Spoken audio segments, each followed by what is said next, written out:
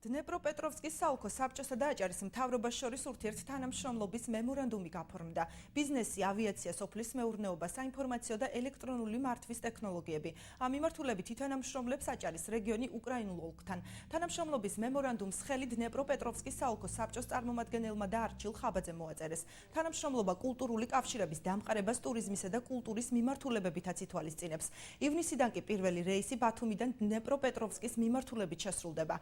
წლის ბოლომდე უკრაინის ქალაქ დნეპროპეტროვსკში აჭარისა და ბათუმის დღეები გაიმართება. უკრაინელი ტუროპერატორებისა და მედიის წარმომადგენლებისთვის კი რეგიონში ინფო და პრეს ტურები დაიგეგმება.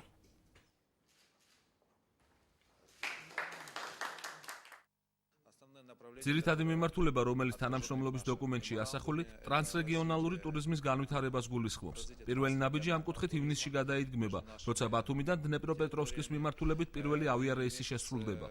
მეორე ერთობლივი პროექტი ბიზნეს ინკუბატორის განვითარებას გულისხმობს. ჩვენთვის მნიშვნელოვანია გამოცდილება, რომელიც აჭარას აქვს სოფლის მეურნეობისა და ტურიზმის მიმართულებით. ვიმუშავებთ ენერგოეფექტურობის კუთხითაც. ვიმედოვნებთ ჩვენი რეგიონების დაახლოებას ხელს აქტიურად შევუწყობთ.